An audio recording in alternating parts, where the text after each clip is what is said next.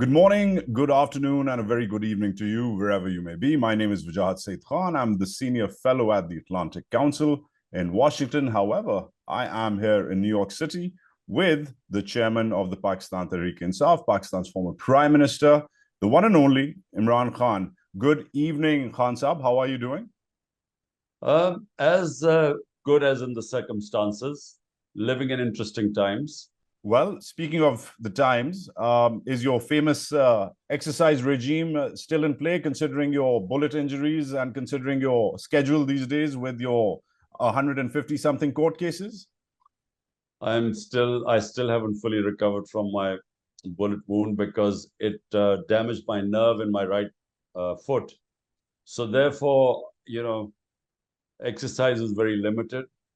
And then I have almost 160 cases now. So my time is really spent from one courtroom to the other. And plus, I mean, a lot of them are terrorism cases. I mean, I'm supposed to have committed terrorism. So about 40 odd cases are related to terrorism. Well, let's start with that. Let's start with the big picture and go to the let's time travel back to April 2021 when all of this started, and begin with the so-called American connection with your ouster. A lot of people are interested, at least in this neck of the woods, about whether it was short-sighted of you to blame the US, target the Americans after your ouster, considering how you and your party are now hoping for their support. The State Department has just recently called you a private citizen and said that it's not going to comment on your status. I see you smiling, interestingly, but do you think it was short-sighted to really tick off the Americans, considering where you stand now regarding their support? Well, let's just break it up. First of all, the facts. What happened? I get a cipher. Cipher is this coded message from my ambassador in Washington. He sends me this coded message, and now you tell me how should I responded? I mean, anyone, if they had got a message like that, Prime Minister of a country gets a message, an official meeting taking place between the Under Secretary of State, US, and the Pakistan ambassador in Washington. And the message reads, here's the Prime Minister reading the message, that unless the Prime Minister, Imran Khan, is removed in a vote of no confidence, there'll be consequences for Pakistan. There were other things in the cipher, but I mean, imagine a Prime Minister of a country, elected Prime Minister of a country, reads this message that an American official is telling my ambassador that Pakistan should get rid of me. Otherwise, there'll be consequences. So I took this to the cabinet because I thought this was deeply insulting. For a country of 250 million people, I thought it was humiliating for anyone to write, any official from any country writing a letter like that or sending a message like that to the Prime Minister, elected Prime Minister. Then I put it in front of the National Security Council. The National Security Council, which is headed by all the service chiefs, including the Army Chief. This National Security Council then gives a démarche to the US, protest that this is meddling in the internal affairs of Pakistan.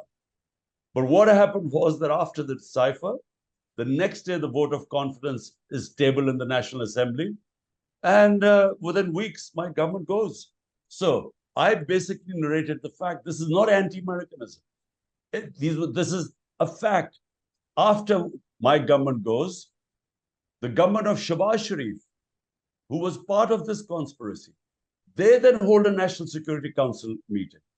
They call the ambassador from the US, Asad Majid, and they ask him, were the contents in the cipher true? Does he stand by them? And he stood by them. He said, this is exactly what happened. So I was basically narrating a fact. Now,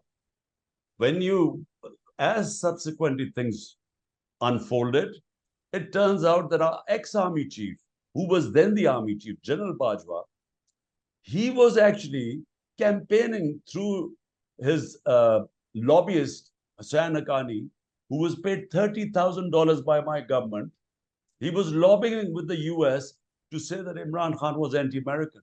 He tweeted, General Bajwa was pro-American, I was anti-American. So therefore, what transpired later on was that actually my own army chief was campaigning against me, that I was anti-American. And I think he was feeding them, because that's how this cipher must have gone, because I had perfectly good relationship with the Trump administration.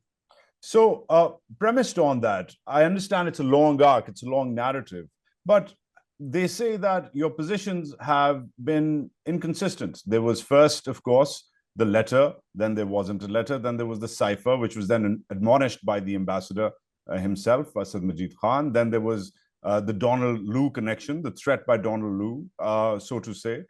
Then there was, of course, you premising all of this after the vote confidence, saying this is because I said absolutely not to their drone bases. Then, of course, in all of this is compounded by you politicking, telling millions of Pakistanis almost on a nightly basis that there's a clear American conspiracy for regime change.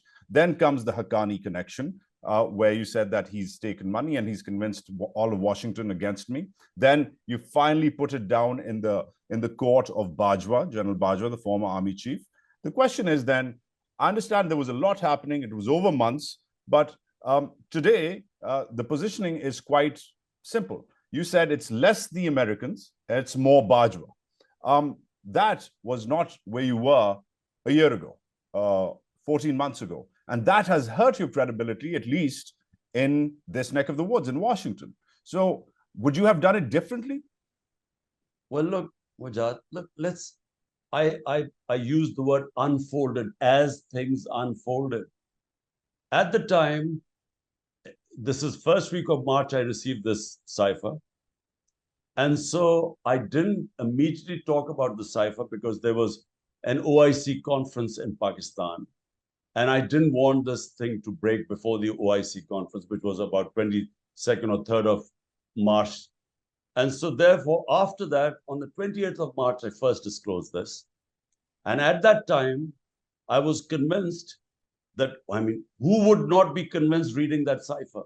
Who would not be convinced that the Americans are demanding that they get rid of the prime minister? I mean, what inference should I get from that? Clearly, it was clear. So therefore, I did blame them that they were responsible. I never used the word basis. I never used what reasons. All I gave the facts that here is the cipher. This is what happened. The moment the cipher came, the vote of no confidence is tabled. And then those members of our backbenchers in our party who we had knowledge that they were visiting the American embassy for the past 2 months before, and they were the first ones to jump ship. So what am I supposed to gather from that? So therefore, that's exactly what I said. Now, subsequently, how did we find out? Because I think FARA, which is in the United States, you have to register, all lobbyists have to register there. Yep. In FARA, then this thing came out that Husain Haqqani was on my government's payroll, but then not hired by us, hired by Bajwa. And then there was a Haqqani tweet, which came in the end of March, which said that General Bajwa is pro-American, and Imran Khan is anti-American. So then you put 2 and 2 together exactly what had happened, because General Bajwa wanted an extension. So that extension, he wanted, he later on toured the United States too. So these things subsequently came out. Therefore, whatever I said was at the time exactly what I believed. And in the end, what was the conclusion? My conclusion was that General Bajwa had lobbied. He was lobbying for himself. He had deliberately campaigned against me to make me the bad guy, because the conspiracy was then his. And as it unfolded. I'm with you about the unfolding bit, and especially that it went over months, and that you adjusted your positions accordingly, Khan Saab. But again, in retrospect, was it short-sighted to have so much vitriol, so much venom, so much rhetoric on a daily basis, convincing millions of Pakistanis, angering them about the so-called American connection, and thus alienating Washington, alienating the Biden administration, which today calls you a private citizen and won't back you up, even though clearly you need that backing. Listen, Wajahat, I don't want any backing from anyone. Look, if the people of Pakistan decide that they want to elect me as the prime minister, fine. If they don't, I don't care. I mean, I've seen everything. I've been to the top. I mean, I have more love and respect in this country than anyone else. Why would all the 12 parties together, including the military establishment, with one aim, somehow the whole policy is how to get rid of one man? You know, the whole country's democracy is being dismantled just to get rid of one man. So I have more love and respect in this country. I don't care whether I become the prime minister or not. But the truth is that this is exactly what happened. How humiliating is it for a country? How come the US thinks of me as anti-American? Why don't they ask the question that how could their official make such an arrogant statement that a country should, an ambassador should give a message to get rid of the elected prime minister? And you didn't think that there should be any response because the US would be annoyed with me? I mean, I should shut up and allow this thing to happen? Well, you know, if they are angry at me, so be it. I mean, all I want the US, I don't want any backing for myself. They professed values. The Western values are democracy, human rights, rule of law. You know, whenever they have to whip up China in Hong Kong or in Uyghurs or the Russians, they use these things. All I want them to do is to say all these things are being violated in Pakistan: human rights, custodial torture going on, democracy being dismantled. They should talk about that. I don't care if they say nothing about me. I'm quite happy being a private citizen. All right. Well, when you were not a private citizen, when you were Pakistan's prime minister, you were praised. Let's go back to even further. Forget last year. Let's go back to your career. Let's pivot to India. So 2019, February, there was, as you remember, there was a military escalation with India. Pakistan Air Force jets shot down Indian aircraft. You were praised globally in those tense 24, 48 hours for the stance you took against war. You de-escalated what could have been a potential nuclear face-off between these two rivals. You were, again, I'm going to say it on the record because it needs to be said, you were quite responsible in your statements and praised globally, even in India. However, eventually, the criticism is that you missed an opportunity to establish long-term peace with India. General Bajwa, I know you're not a fan, but General Bajwa came with a peace plan, which was constructed very delicately over years. There was a ceasefire, there were trade talks, there was a potential visit in the offing, and you rejected the trade talks, even though as Commerce Minister, which you wore that hat, you first approved the trade ties, but then as Prime Minister, you rejected them. It was quite awkward to see the same man, Imran Khan, the Commerce Minister, saying yes, peace with India, normalization with India, saying no, as Prime Minister, no peace with India, no normalization with India. What caused that? What caused that irregularity? Was there ISI interference? Did you get a second reckoning? Why did you change your mind? Look, I do not believe in settling issues through military action. I am against. I have always been anti-military settling issues through war or through using arms. So and this is not now. It's been my view for 3 decades. Now, what happened was that when that happened, when the Pulwama happened and we returned the pilot, I mean, it was clear that it is unthinkable for 2 nuclear-armed countries to even think of escalation.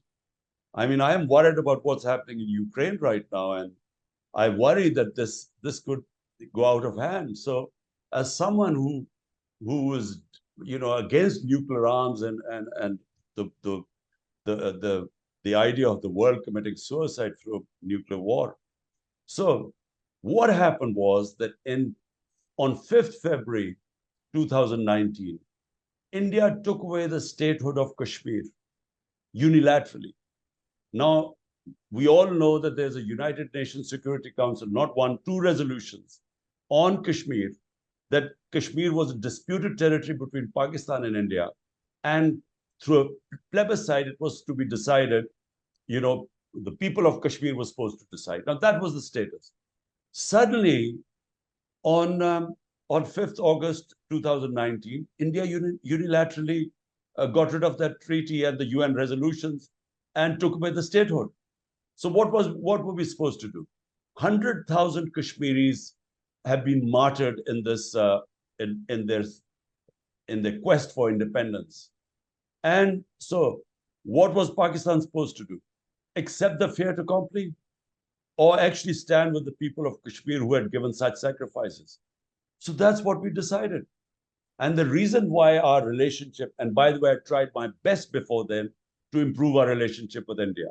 In fact, my first statement was, you come one step towards us, we'll come two towards you. I mean, I tried everything, but I came across this brick wall, and I realized it's something to do with the RSS BJP mentality, where they just want, they've cashed in on hostility with Pakistan. That's all. But frankly, it was never a question of being misled by anyone. And Bajwa, I don't know what he's talking about, because the idea which he was floating to me was that first India would give some concession, then we would invite them to Pakistan. The concession was that they would gradually steps, they would undo what they had done on 5th August. But that never happened. So it never moved forward. I don't know what he's talking about. So, because Bajwa keeps shifting his positions. So what about the bit which your office did? Forget Bajwa.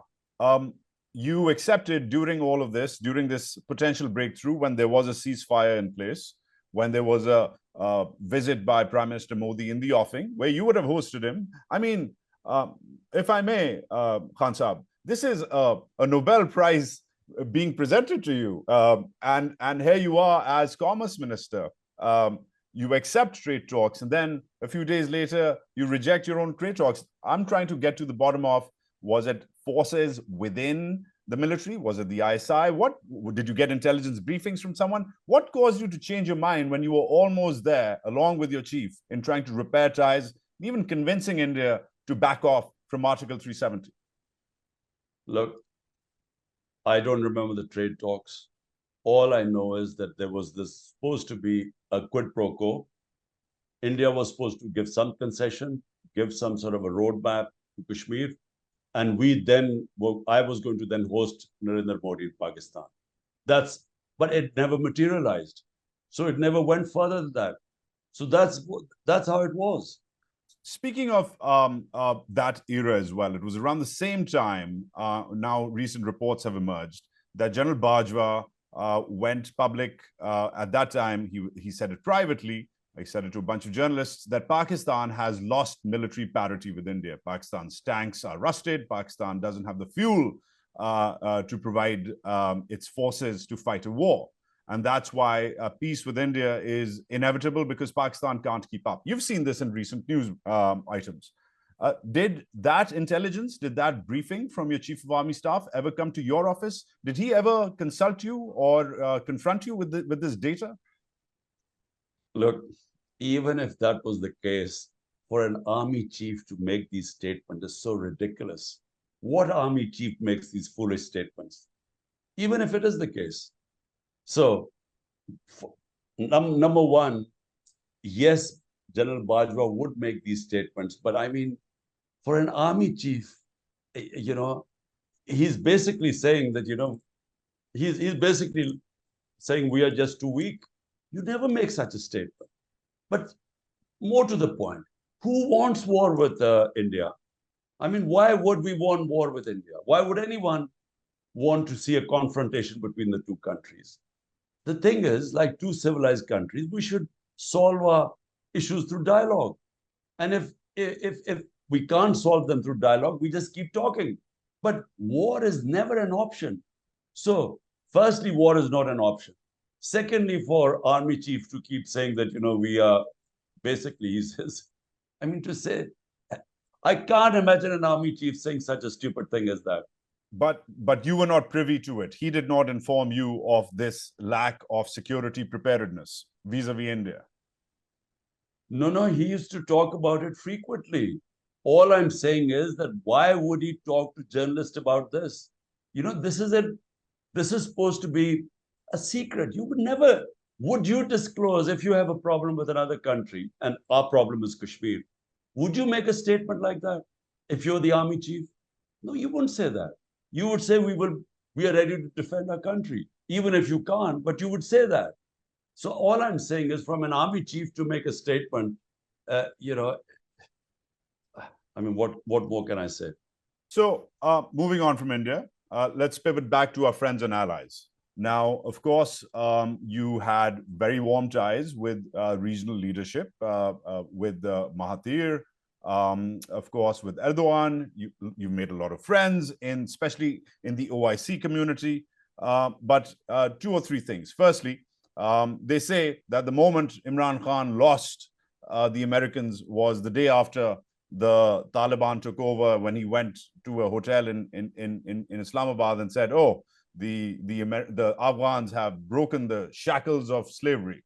I know that was rhetorical. You've commented on this before, but 2 days later, Khan Saab, your words were in the Wall Street Journal, and that's how you were perceived. But moving beyond that, they also say here, there are assessments that you lost the confidence of the Chinese, you lost the confidence of the Saudis.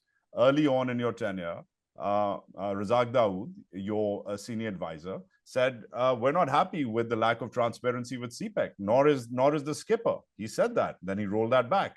Then, of course, you miffed the Saudis for a quick minute when they refused to back up Pakistan with the OIC, admonishing the Kashmir Article 370. You threatened the Saudis that I'm going to have my own OIC. I'm going to have my own meeting on Kashmir. Take a walk. And the Saudis rolled back a bunch of loans which they were going to. The larger question is, Imran Khan was on a rampage. He managed to upset the Americans. Of course, he'd shot down an Indian plane while we was at it. But those are the tasks of the job, hazards of the job. But also the Saudis and the Chinese. Is there anyone, they say, that he didn't miff? How do you take that? Like, first, the Americans. I mean, this thing was completely taken out of context. I was speaking in Urdu and then they translated it. And because the US was hurting at the time, that whole drama, I mean, which I actually don't blame President Biden, because how was he expected to know that 300,000 Afghan troops would give up without a fight? And so it collapsed so quickly. And when the President Ghani left Kabul, the whole thing collapsed. So there was chaos. So I could see that there was the US was, what's the word? They were in shock and awe of what happened. They were taken by complete surprise and they didn't know how to react. So I could see they were hurting, and this one comment would be misconstrued because I was talking about mental colonialism, and it was just. But the thing is, I mean, I was always right about Afghanistan. I kept saying for years that, look, firstly, your idea of victory is no one quite understands. Is it either to liberate Afghan women or to bring democracy? I mean, so vague idea of victory. But then there was never going to be a military solution. Anyone who knows Afghan history. So I think that might have been, maybe they took that as anti-American. Because if you are from a weaker country and you criticize the US foreign policy, you're immediately dubbed as anti-American. I mean, I was just simply because anyone who knows the history of Afghanistan, and we knew the whole Soviet adventure in Afghanistan, we knew where it was going to be headed. Anyway, so I think there was this US was feeling very vulnerable and hurt, and I think that's why. But that's not the reason why, the US administration disliked me. I think there were other reasons. They blamed me for going to Russia, for instance. Now, The Russian trip was organized by the Foreign Office. They had been asking for months for my trip to Russia. They wanted to mend their relationship. And the army, the army chiefs wanted me to go there, the service chiefs, because they wanted to buy hardware from Russia. So how would I know that I arrived in Russia and the next morning they invade Ukraine? How was I supposed to know? Anyway, that was held against me. It was a pretty tenuous time. Let me just clear. But this idea that Saudis were upset, Chinese were upset, it is so ridiculous. Who says so? Because my government, a vote of confidence came on the 7th or 8th of March. On the 20th or 21st of March, this was the second time Pakistan hosted a foreign minister's OIC meeting. Second time in 4 months. Before that, it was 14 or 15 years ago, Pakistan had hosted a meeting. A meeting of the OIC cannot take place without the Saudis agreeing. So why would they agree? Just before I'm leaving power, I have informed in 2 months, 3 months, 2 OIC meetings. And secondly, the Chinese foreign minister came as a special guest. Why would he come if the Chinese were not happy? So this whole myth that I had upset, who was behind this? Guess who was promoting these myths? Because compare the foreign policy in my time to what is happening right now, Pakistan today is totally isolated. It doesn't even feature anywhere. In our time, Pakistan was being taken seriously. And I'm telling you, this relationship between Iran and Saudi, on behest of MBS, Prince Salman, Mohammed bin Salman, I went to Iran to speak to them. To remember, there were tensions at the time. Some missile attack has taken place. So the Saudi prince sent me to Iran, and he sort of wanted me to, bring down the tensions. And so I played my part. So how is it? And even on Yemen, Yemen, we tried to sort of end this war and play our role in it. And this is because the Saudis and the Iranians asked us. So this idea that we were isolated and, I'd upset friends is just total nonsense. Right. Well, thanks for that. But the reports about your reservations about CPEC precede all of this. They go way back. The reports about you threatening a secondary meeting, an alternative meeting when the Saudis didn't back you up on Kashmir after Article 370 via the OIC. You're right about the fact that you have hosted meetings, multiple meetings of the OIC. You did mend those fences. Yes, I will give you that. Eventually towards the end of your tenure. But in the early part of your tenure, they said he was just being a cowboy. He was shooting from all cylinders and just going all out. And that may have been why some of these people are quite silent today about what's going on with you, your party, and your country. Countries never interfere. I know I was in power for 3.5 years. I know that countries never interfere in other countries' businesses. Never. This hardly ever happens. Only thing they should talk about are human rights. But normally, it's just not done. Unless it is a country which you don't have good relationship with. So the US would talk about, Hong Kong or Uyghurs. But, India, when they clearly violated international law in Kashmir and put them in a open prison, they basically put a curfew in prison in Kashmir. Did any the big power, Western power, criticize India for it? No one said anything. So some UN human rights organizations spoke against it, but none of the Western countries said anything against India. Right, let's move on. Let's take it in-house. We need to start wrapping up as well. But let's be introspective about the famous same page with the military, Khan Saab. There are dozens of examples of the same pagedness, as it was called famously, from giving the military so much space in the affairs of the country, to even, I would say, the highlight is really the General Bajwa's extension number one, and then number two, allowing Nawaz Sharif to leave the country. I'm assuming you've said this before, but I would like to hear you again. When did the same page change? When did the same page stop? When you were playing ball consistently, what was it that just the same page just ran out of space and you ran out of ink? What happened? Look, first of all, let's understand one thing. The military has been in power directly or indirectly for 75 years. So, let there be no illusion about this. So either they are directly in power or indirectly. Sure. And they are entrenched. So they are entrenched. Now, when I became the prime minister, it is wrong to say that the army supported me or they rigged the elections, because they actually rigged the elections for Nawaz Sharif in 2013, when we asked for just 4 constituencies out of 133 to open them up. They refused, and when they were opened up, the election was rigged. In our case, we offered for day one. I said, open the elections.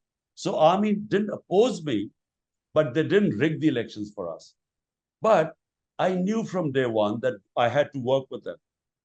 And so for a while, the working relationship with army means army chief, really. I mean, there's no democracy in the army. It's just one man. So it worked well in the beginning. The problem started when I gave him the extension, and I admit it was the biggest blunder I made. I admit. And I was actually ambushed in this. I mean, it's a long story, but anyway. I'd really like to hear it, Khan Saab, because this story is the story of our country at this point, isn't it?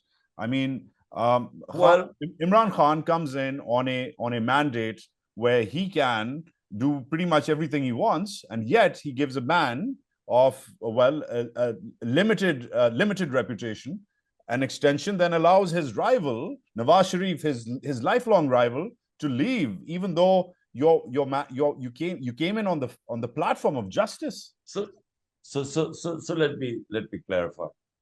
I mean, we had just come in. I was new, and the army as an institution is the only institution that works in Pakistan because it's intact. All other institutions, when I took power, were in a terrible condition. I mean, they had been tampered with, politicized, they weren't working properly. So if you wanted things done, you got it done through the army. I mean, I'm talking about, say, for instance, COVID-19.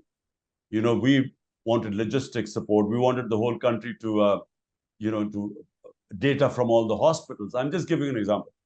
And the best way we could do was the army. It would immediately get us all the data. So in that sense, so it worked.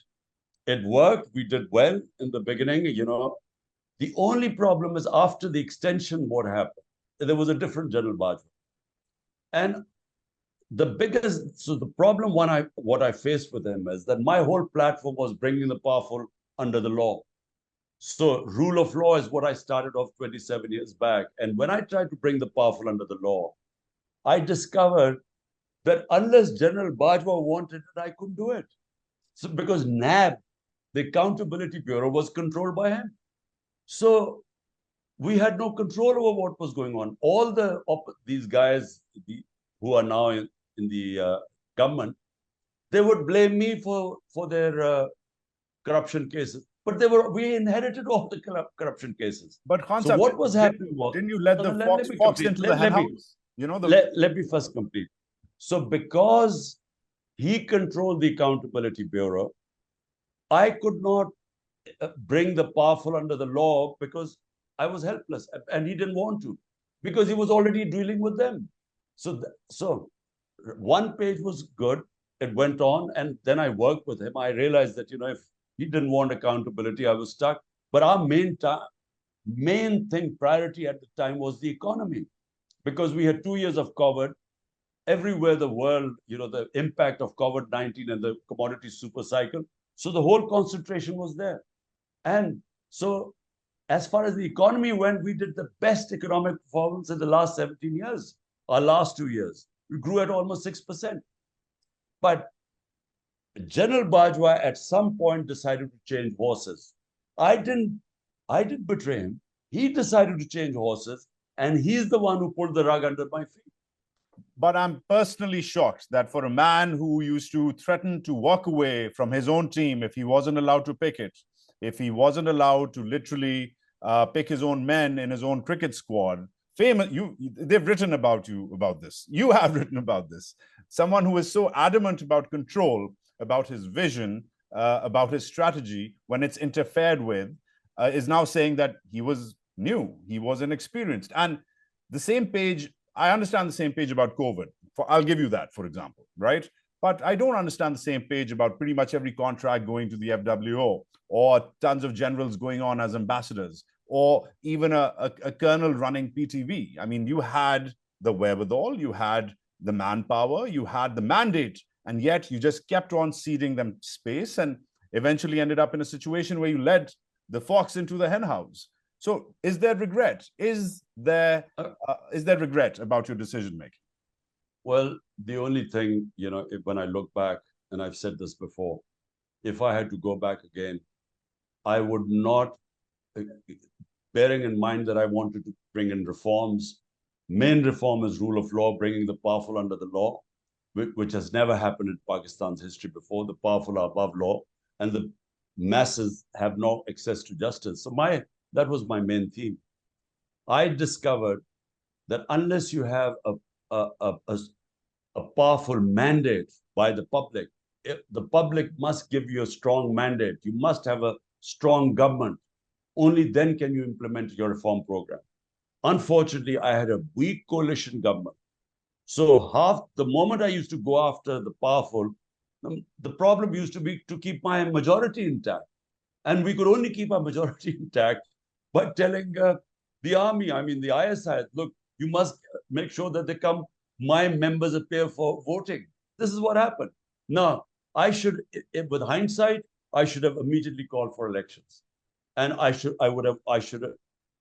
if I had not got a good enough mandate, I should have stayed out.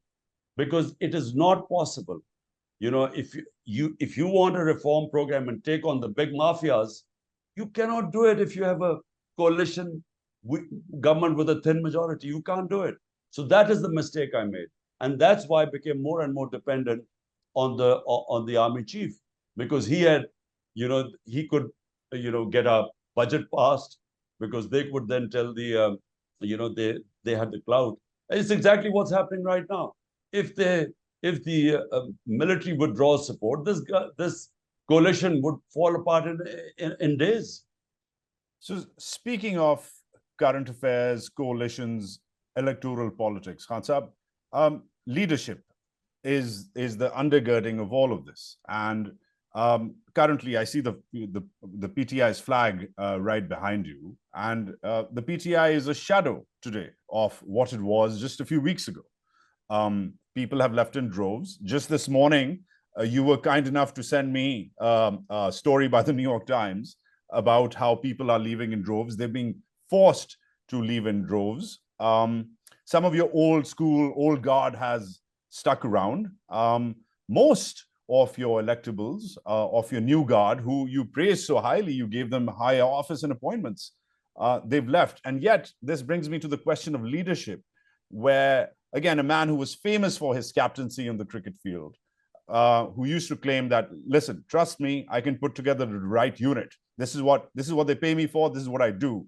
Today has been left by much of his unit, which then makes me compare the plight of the PTI today to the plight of, for example, the PML Noon in the late 90s, where they were under pressure too after a military coup, but nobody left Nawaz Sharif in the droves in the mass exodus that we are seeing with the PTI. Does that say something about your captaincy and your leadership, or does that say something about the weak structure of the PTI? Let me first tell you exactly what happened, because I was in the opposition in 2002.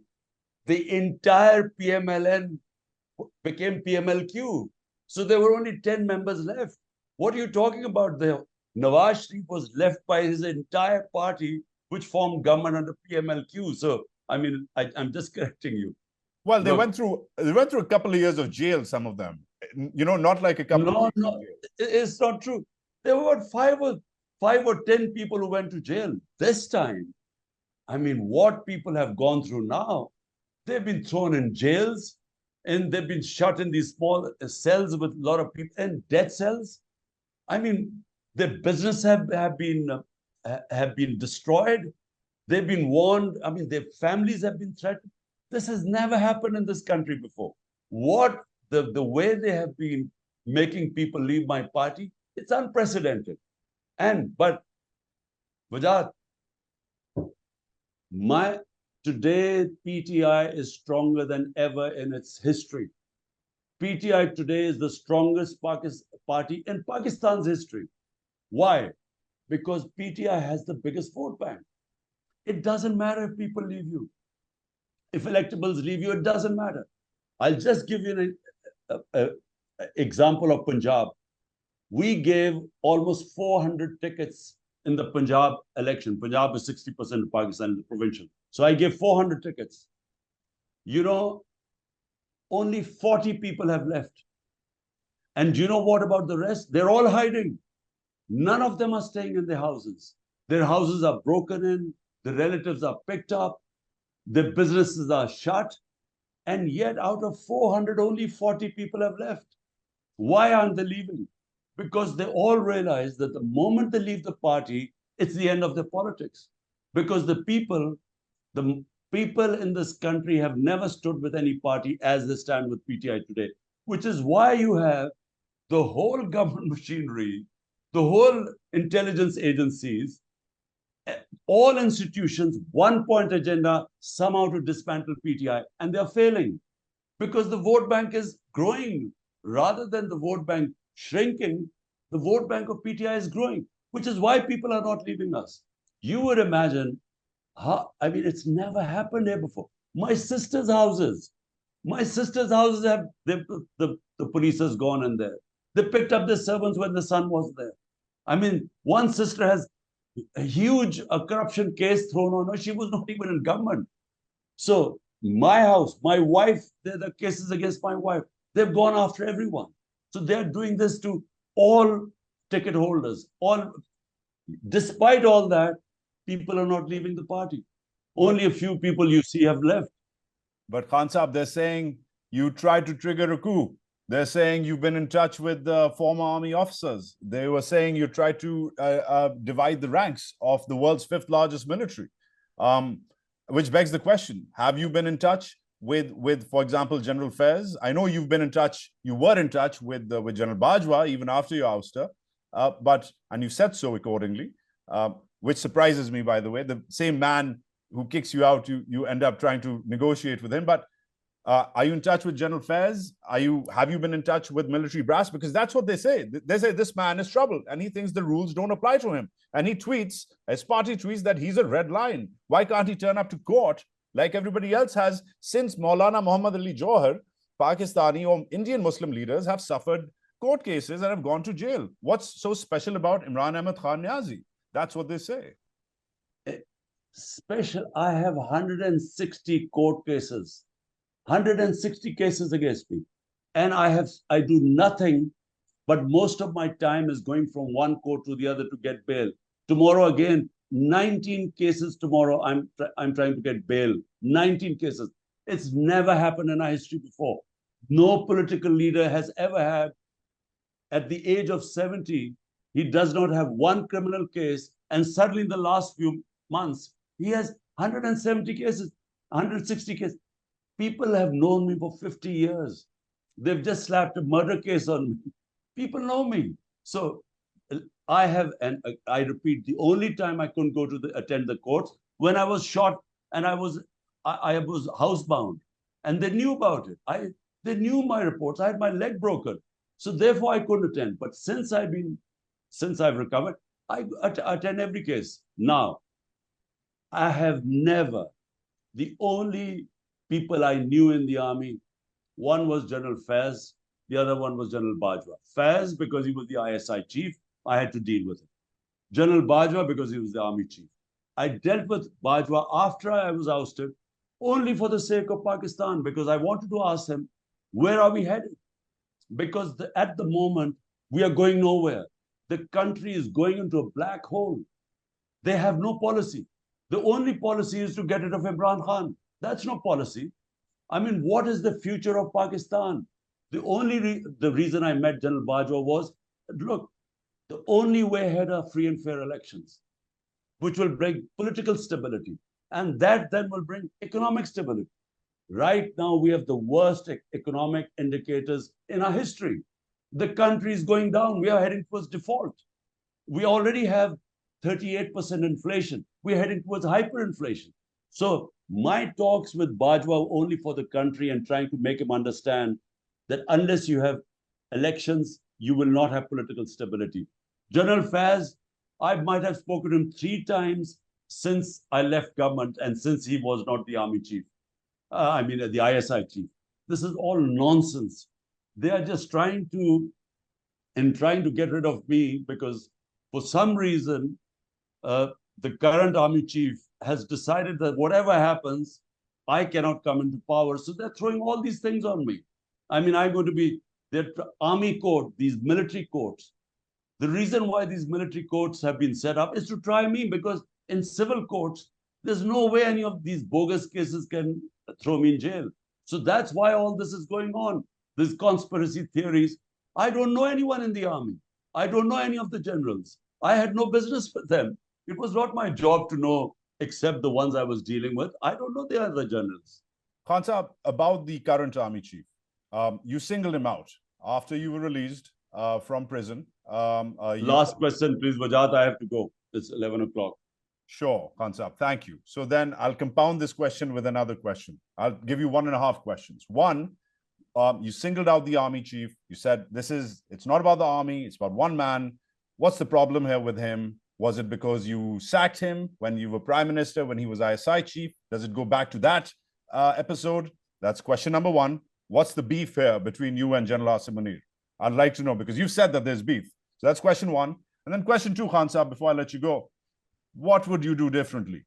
What would you do differently if you were in a time machine today and you were allowed to go back to August 2018? What would Imran Ahmad Khan Niazi do differently? Firstly, it's not about me or General Asim. It's about Pakistan. I mean, I have no personal thing against him. He clearly has something. I don't know, which is why I offered to meet and hold dialogue. And not now. Since he came to power, since he became the army chief, I have been since then saying that, look, it's about Pakistan. It's not about us. So I need to understand why this whole country is on. There's only one mission: get rid of Imran. He should not come into power. So what alternative have they got? I mean, maybe he can convince me that I'm so bad for the country, but there is some other plan which will be good for the country. At the moment, there is no other plan. There's only one plan. So that's why I wanted to meet him. And remember, it's not about us. It's not whether I like him or he likes me. It's about the country. And the country is going down rapidly. People are losing hope in the country. Almost 1 million professionals, quality people have left the country in the last few months. There's a flight of capital, so that's my point. But I must interject. Why did you fire him when he was ISI chief, Khan Saab? What happened? There were issues. I had issues with him, and so therefore, I couldn't work with him. But that's in the past. I have no issue with him. I think right now it's not about personal likes and dislikes. It's about the country. Now, secondly, if I had to go back again to 2018, I would have called for elections. I would have, I would have dissolved the parliament and gone for general elections again, and only taken power. When you were asked for an extension at that point, when would you have asked for elections again? I'm just trying to figure out. No, straightforward, straight away. I mean, had I known how difficult it was to implement your program, we inherited the biggest current account deficit in our history. So the country was bankrupt. So we inherited 2 big deficits, the fiscal deficit and the current account deficit. So the economy was in shambles. And we were the first time in government. And here I had this ambitious program of rule of law to bringing the mafias under control. There was no way I could have done it with a coalition government with a thin majority. It was just not possible. So with hindsight, I should have gone for immediately called for elections and only taken government if I had a substantial majority. And moving on this week, you are faced with a lot of court charges. You're going to Islamabad, you're going to Balochistan, a sensitive area, an insecure area. Do you still fear that you might be targeted, your life might be targeted, Imran Khan? Yes, I do. Well, the government, I mean, the interior minister has said my life is in danger. I mean, he said from foreign agencies, but actually it's the government itself there were two assassination attempts on me. One was on the 3rd of November last year. One was on 18th of March in Islamabad. So will there be another one? I think there's a strong possibility because they would imagine that even if I'm put in jail, which I have I just know that in the next 2 weeks they'll find some way to put me in jail. So they would worry that even if I'm in jail, my party would still win. So I think they'd be thinking of the final solution. So I'm prepared. I'm sorry. That anything could happen. Imran, did you just say that you're mentally prepared to be killed? Is that what you just said to me? No, I'm mentally prepared that anything could happen. I mean, someone who's faced 2 assassination attempts is going to be prepared that, there's a possibility because the reasons are still there when they tried to kill me twice before. The reason is that the party is popular and will win the next election. So as long as that reason is there, they could try again. So in that sense, mentally, I mean, I have overcome the fear of dying. I feel that, I should be prepared for everything. But jail, I know in the next 2 weeks, they'll put me in jail because there are so many cases. All they have to do is cancel one bail and I'll be inside. Imran Ahmed, okay, good luck. Thank you, sir, for your time. Thank you. Stay safe. Thank you.